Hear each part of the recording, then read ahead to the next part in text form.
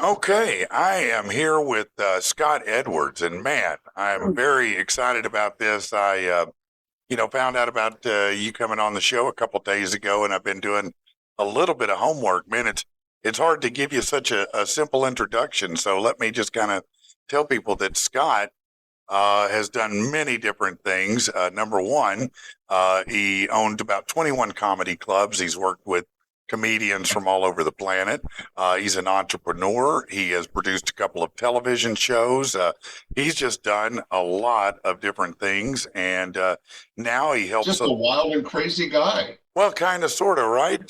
So, you got to tell me, Scott, given the number of, I mean, you've rubbed elbows with some of the greatest comedians who've ever graced a stage. So my question to you is, what person have you met in your illustrious career that really just, you couldn't believe it? You're standing there talking to him going, how did this turn into my life? How did this happen? Oh, well, that's a great question, Patrick, and thanks for having me on your podcast. Yeah, I've had a chance to work with some of the best. My chain of comedy clubs was called Laughs Unlimited, and I opened in August of 1980. Wow. Yes, I'm old, but I was young when I started it. But the guys that helped me get started were Bob Saget and Dave Coulier. You may know them from Full House and Fuller House. Absolutely. Yeah, they were instrumental in helping me get going. One of the guys that was an early starter and went on to some fame and fortune. You might have heard of him, Jerry Seinfeld. I think I've heard his name a time or two. Yeah. Mm-hmm. Yeah, and Jay Leno. But what's interesting about your question is those are guys that were at the same point in their career as I was. So they were still working up. They hadn't gotten fame and fortune. So I was their boss. There wasn't any awestruck moment. I'd have to say that being, you have to use age as a determining factor. But my father had a great sense of humor. And when I had the clubs, I wanted to impress him with his generation of people. And so three of the people that I like to bring up their names, although most of the audience have forgotten these really gems of comedy. But one was Soupy Sales. Oh, yeah. You may remember he had his own TV show, and he was famous for throwing a pie in the face of presidents and movie stars. Well, I actually had a pie thrown in my face by Soupy Sales on live TV. So, whoop, whoop. That's pretty impressive. I remember watching him when I was a kid, and he would be on a lot of shows like Hollywood Squares and things like that. And so I knew him through the TV circuit, not the stand-up circuit, Right. When he was kind of towards the end of his career and doing other things, but he did have his own TV show for a long time. Another young comic who was a star of the Smothers Brothers Comedy Hour, ran for president twice. You may remember Pat Paulsen. Of course, yeah. Pat Paulsen and I became very good friends. I actually spent time with him in his ranch in Napa. But he was the guy that always ran for president as a joke on the Smothers Brothers Comedy Hour. Yeah. And when he was here at my club, there was a mayoral campaign going on. So we ran him down to the Capitol, and we had placards made that said, "Why not Paulsen?" and had limos. And that's great. Service. It was a great time. But I think one of the ones that was really awestruck was, I'm a big Monty Python fan. Oh, yeah. No, one of the best. Search of the Holy Grail or yeah, absolutely. Fawlty Towers. Yes. Well, right before he passed, we were very lucky to have Graham Chapman. Oh, wow. Yeah. Club. Amazing. He didn't do stand-up comedy in the way you do, Patrick, but he told great stories of hanging out with the Beatles and the Rolling Stones and some of the things that he and the Monty Python group did. And being a Python fan, just having him at my club, getting to hang out with him, having him on stage telling stories that were just incredible was a real honor. Yeah, they were, really some of the great comedy pioneers, Monty Python, of sketch comedy and broader into movies, and yeah, I know people in these days don't remember, but if you want you like that British humor, which is a little more dry and a little more eccentric, Go Google Faulty Towers and watch a show or two. They were incredible. But, the Search of the Holy Grail movie in itself was one of a kind. Oh, yeah. No, it was great. Yeah. So, you got to kind of like their British humor, but it's a lot of fun. Well, I fell in love with British humor as a kid, and my parents didn't know, thankfully, because it was the first time I saw boobs. But it was I was watching the Benny Hill show every night, Oh man! and yeah, he was and always great. It was a riot to me as a little kid. I thought it was the funniest thing in the world, and I was probably, I don't know, 10, 11, 12, and but he always had, kind of lascivious things going on in that show, and a amount of naked women, but yeah, it was always done in a comedy gag. It was. For a 12-year-old boy, that is perfect. No, it was the greatest thing in the world to me. I couldn't believe what I was seeing. Unfortunately, it's in comedy. Yeah, no, I mean, those two things together are spectacular. You know what I mean?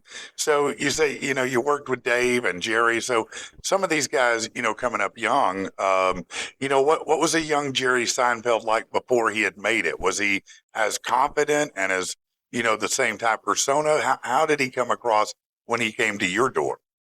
Well, what's interesting about Jerry, and the same could be said for Jay Leno, who, by the way, are both richer than God. Yeah, that's true. They love stand-up comedy so much. They're both still out touring today. Yeah. So it shows you their commitment to stand-up comedy. But I would say Jerry in particular was the adamant professional. He always looked nice on stage. There was none of that, casual Friday showing up in a T-shirt. He always gave the audience who were paying to see him a professional look. He also wrote every day. He loves writing comedy, and he was prolific at it. And what's interesting about Jerry, and if you ever remember some of his early material, it was so relatable. For example, his first stint on the Johnny Carson show, he told a joke about what's with men's pajamas? They got cuffs and a chest pocket. Right. Like we need a pocket protector when we're going to bed. What's this all about? Yeah. And it was silly comedy, but it was, everybody knew what he was talking about. I think, you didn't have to say, oh, what's that? Right. No, I think Jerry, much like today, Jim Gaffigan, he's amazing. Yeah, they use the most base level things that everybody relates to and find a way to make that funny. And it's something that almost everyone inevitably can relate to. And as I've done, you've done some stand-up comedy, and you know that the most important thing, if you're going to succeed in comedy, is to be able to relate and engage with an audience. What's great and unusual about stand-up comedy as an industry and as an art form is that, unlike being a movie star where you're reading somebody else's lines and you get to do things over and over, or TV where there's a teleprompter, when you're a live stand-up comic, you have to not only know your material, you have to be able to find out what that audience is interested in and relate to them. And what's really exciting, and I think you can relate to this, is that you never know what audience you're going to get. It could be a Wednesday night with 20 people, or a Saturday night 8 o'clock show with 500 people. Man, you couldn't be more right. And, I always tell this, what I'm talking about, stand up, because I've performed in so many different venues all over the country. And, the great thing is you can come in and have a crowd of 40 and they'll sound like 100 if you do a really good job. But if you come in and there's 7, it sounds like 7. And there's no way around that. We had a show one time that we got booked for, and I questioned him when he booked it because it was right after New Year, and I'm like, man, is anybody going to be even out for this? He goes, no, we've got a big thing, a big marketing push for it. We know we're going to have a big crowd. Well, I showed up and there were 12, and at that time I was mentoring my wife, who's also a stand-up comic. And she came to me. Cool. Yeah, it is. It's super cool. And she came to me and she said, listen, do I have to perform tonight? And I said, babe, listen, here's the deal. Those 12 people, they paid. They paid for the show, and they're going to get the show. So you get your head around it. You're going to perform for 12 people, work the crowd, do your thing, make it good. And she did. His adage, the show must go on. It has to. If you've got a paying customer, you got to deliver for them. What do you think about, with the internet, it's changed the comedy game in some ways. In some ways, it's still the same. Some people still come up in the circuit. But with the advent of the internet, you see a lot of people explode from there. But moreover, it seems like crowd work is what everybody loves to focus on now when they're promoting. What do you think about that? Well, I'm not a big fan of what the internet's done to the industry. I was in business before and then at the beginning of the internet, and it has turned, there's such a short attention span that I've actually seen where some idiot is getting, just 3 or 4 30-second, funny things, hitting himself in the balls or something on TikTok. And then some stupid company will pay him $10,000 to come out and do a private show. And then he gets there and he's got a minute and a half of material and you're supposed to do an hour show. No, you're right. It's a loser for everybody. But I wanted to go back to the previous topic of small shows. I got a great story for you. Okay. Are you ready for this one, Patrick? Yeah, I'm ready. Remember Garry Shandling? Of course I do. Yeah, everybody remembers Garry. Garry Shandling show, the Larry Sanders show. Yeah. One of the funniest guys. He's probably done 100 movies. If you guys go to the Googler and put in Garry Shandling, you'll recognize him right away. Absolutely. Co-host of The Tonight Show. Well, he was my very first comic. Really? When I opened in 1980, he made $100 to learn for a week, and it was his first road gig out of Phoenix. But here's the story. One night it was a Tuesday night. We had, as you were talking about, 12 people in the audience. And Gary's doing his show, right? Because you do the show no matter what. And about halfway through the show, one of the guys gets up and goes to the restroom. Oh, wow. And Garry pauses, and this never happened in my 20-plus years, 40-plus years in show business. When that happened, Garry stopped the show and said, that's too high a percentage of the audience. He took the other 11 people, all couples, down the hall into the men's room. This guy standing at the urinal doing his business. Garry goes and stands right behind him. 11 men and William cram into the men's room. And then Garry went on with the show like nothing was changed. In the men's room. That's phenomenal, man. That's great. And you know what? Those people remember that the rest of their damn lives, man. It was a once-in-a-lifetime moment. And the poor guy trying to do his business was just freaked out. Oh, I bet. I will share with everybody, we did make sure he washed his hands. Well, that's good. That's good news. Yeah, that's important, Man, that's fantastic. So you were in the comedy club business for 21 years. What made you move on from that? Well, it just, comedy started to change. The economy changed. I was very lucky to be in the business in the 80s when cash and drugs were flowing. That's true. By 2001, things were starting to change in comedy. I kind of had my run, and I got kind of one of those offers you can't refuse. So I was able to cash out, and my first retirement, I was 44. Wow. So, it wasn't a bad situation. No. It's interesting, Patrick, that club, Laughs Unlimited, that I started in 1980 is still running today. Now, I'm not a part of it, but that club has lasted 45 years, and when I opened it, it was the 12th full-time comedy club in the country, and now it's one of the oldest. That's amazing. That's amazing. Yeah, it's quite a legacy. I'm very proud of it. I bet. I went on to other adventures. I'm an entrepreneur. I was 24 when I started it, but that was my third company. Really? And I went on to have restaurants, jazz clubs. I even owned a submarine and a beach shack in Hawaii. Now, what were you doing with the submarine? Having fun. Woo! Yeah. That's great, man. So I was co-owner of a company called Snuba. It's underwater snorkeling. It's all over the world. If you travel to tropical locations, you'll see Snuba. I've seen it. And the owners of Snuba built this tourist submarine, full size, I don't know, I think it was 120 feet long, held 40 people, tourist submarines. And they called me out to Pearl Harbor to help them launch it. And I go, man, this is cool. I want one of these. So I bought one and put it in Monterey, California. and actually ran it for a couple of years. I got a chance to drive the submarine, interact with the people as we Wow. the pelagic fish and the sea lions and the sea otters. It was quite an experience, but we lost our ass financially. Monterey has a problem with cold water and algae bloom. Oh. And so it didn't work like a tropical location. So we ended up selling the submarine to the Wrigley Gum family. And it still operates out of Catalina Island. Really? That's something. So there's a little bit of a story there. That's a good one. So let me ask you this, because, we bring a lot of comedians on this show. And there are a lot of up-and-coming comedians who come on this show. We just had Trevor, the impression. Oh, yeah, Trevor Weller Jr., yeah. His dad's a star on his own. Thank you, Patrick. Yeah. You also bring on a lot of young musicians and get them to showcase their music. My hat's off to you. Thank you very much. I don't do that kind of podcast, but I was really great to see you have comics and musicians.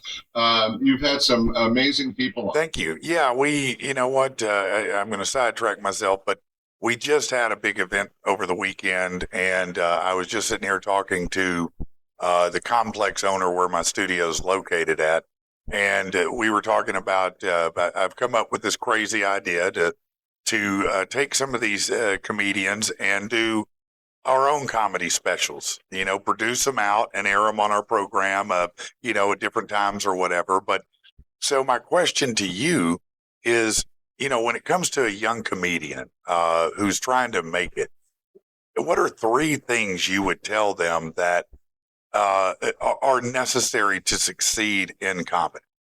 Well, as you know, Patrick, the 3 main things are get on stage, get on stage, get on stage. That is absolutely correct. Yes. Because it's all about stage time. Yes, you want to start writing. Yes, you want to decide how you're going to present yourself as a performer on stage. If you want to go professional, you have to, it's a job. You got to work at it. You can't just go up, get drunk and tell a couple of dick jokes and think you're a comic. No, that's right. Prepared. But to any young professional like Trevor or any of the people you work with, the more stage time you get, the better you're going to get. You want to take the jokes you write, which are lumps of coal, and work them over and over and over until you get a diamond of a bit. Then you move on and write another bit, and you keep adding to that. So the guys I work with will say Dana Carvey or Harry Anderson from Night Court. Yeah. They would start off with, 5 or 10 minutes of material. But a year later, they would come back. They would have that same 10 minutes because they'd honed it. But now it's a half hour because they keep building on it. Yeah, no, that's right. My forte, I do stand up and I do the show and all that, but my real forte has always been writing. And, I thought it was wrestling. Yeah, well, no, that's definitely not my forte. I did it, but it ain't my forte. I promise you. My ribs say otherwise. Well, writing is so important, Patrick, and you have the gift of gab. Being a podcaster and being a professional like stand-up, you understand what it takes, where it's, you set up a premise and then you do a punchline. You can't just go out and do the punchline. You have to get the audience on the same page as you. Well, you do. And I think, first of all, you have to be authentic if you want to be successful, in my mind. There are very few. Yeah, there are some comedians with gimmicks that work, but it's really the authenticity that makes it work, I think, for most comedy. And you have to find your own voice. And sometimes that takes just a little bit, but it takes mainly getting on stage, as you're saying, and doing it over and over again. Because to your point, I tell these guys, look, write a skeleton of what you kind of have in mind. Okay. And then flesh that out. Right. Yeah. And start fleshing it out, and then go every angle you can think of in and out of it, and try to find things that tie to it and work it slowly until you get it there. Did you do this? It's so important too. Not only do you want to get on stage in front of strangers, not your family, not your friends. Yeah. Record your sets, even the bad ones, because that's when you learn. As an entrepreneur who started over a dozen companies, failures are the stepping stones to success. If you're not failing, you're not trying. Right. Well, it's the same in comedy. everybody you've ever heard of, from Dana Carvey to Paula Poundstone, if you don't bomb, you're not going to succeed. No, you have to fail. I do think you can hedge some bets. This is what I would tell them is, look, you write this material, this 5 minutes out, right? And then get you a recorder. It could be your phone now these days, but back then, whatever recording device you had, do your 5 minutes and do it. You don't have to go full throat, but you need to go with gusto and record it and then listen to it. And to listen to it objectively and go, is it funny?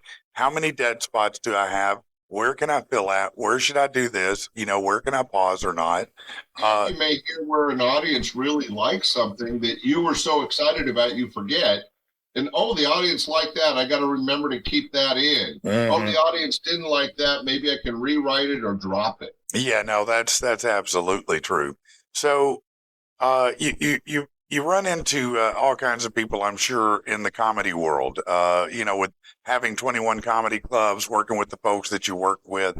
Who are some other celebrities that you encountered in your time? Well, it was an interesting story. This gentleman never worked for me, but there was a time, I'm going to try to keep it a short story. Okay. I was doing open mics. That's where you learn how to become a comic. Right. And there was a guy here in Sacramento, I'm in Central California, that came up, and he was just horrible. And so I was very honest with wannabe comics, and I would sit down with them after and critique their sets and tell them where they need to work on or this or that. And I did this with this young man. Nothing mean, but, if you're not funny, you're not funny. You need to hear it. And yeah, that's I got true. a 3-page letter. And the first 2 pages, he was threatening my life, said he was going to stalk me. He was going to blow up my car, all this stuff. And then the last page, how much he loved me, right? Okay. Yeah. So this guy was obviously nuts. So fast forward about a year and a half, and I got a phone call from Sinbad, the movie star. Yeah. And a comic. You guys all know Sinbad. Yeah, right? Jingle All the Way, all those big things. Yeah. Perfect. He calls me, and he goes, I get on the phone. Hi, this is Sinbad. And I go, oh, okay. And he tells me the story that he met some guy down in L.A. and then got a 3-page letter threatening his life. So I kind of laughed. I said, look, the guy's harmless. He's a little out of his mind, but he's not going to follow up on what he's doing. So, don't worry about it. So Sinbad, yeah, I kind of thought so, but I wanted to make sure. And we had a nice conversation and got to know each other a little bit. Now you fast forward another couple of years, and I was visiting a comedy club in a different town, and the manager asked me backstage, and they're sitting in the office with Sinbad.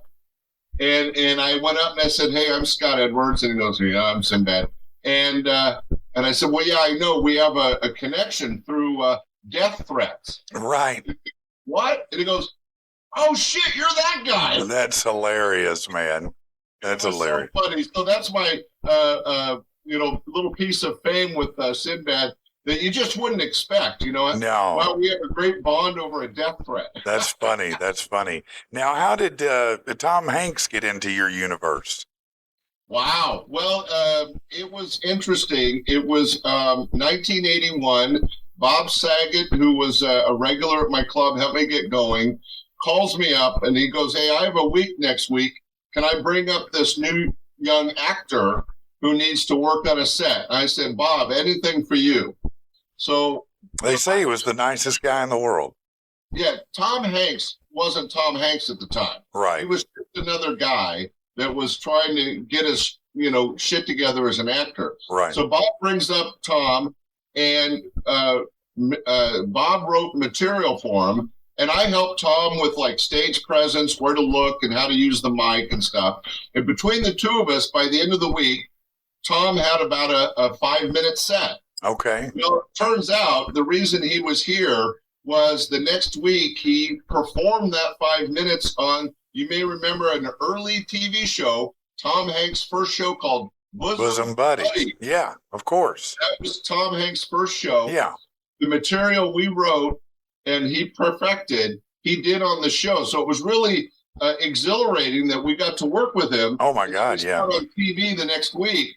And it was a great moment in my life to get to work with Tom, but he wasn't, he wasn't that Tom Hanks yet. Yeah. No, I remember that show. It was a really funny show, and he had gone down, the early path of funny, and of course later became the Tom Hanks we all know and love. But going back to Bob Saget, everybody universally says they love that cat. Like he was the nicest guy on the planet. Sounds like he was like the dirtiest guy on stage. Always.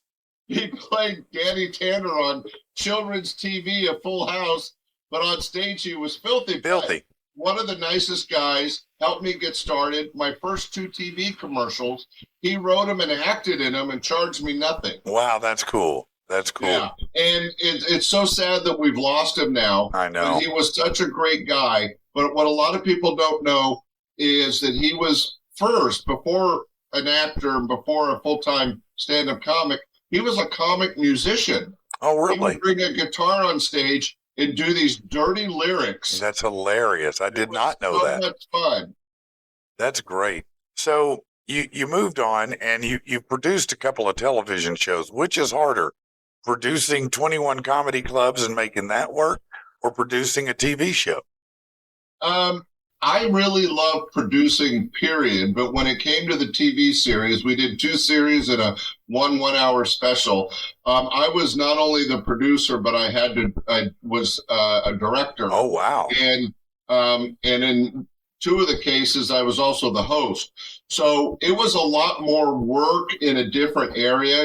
Producing live shows can be challenging enough. You're talking about producing some shows, Patrick.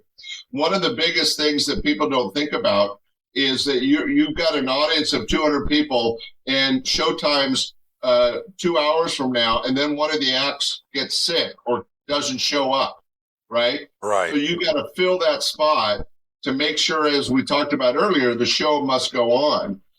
In television production, it's kind of a whole different ballgame, because if you're really good at your job as a producer, everything's in place, but during the actual shoot, where you're spending lots of money, right, you have to make sure that everything falls into place.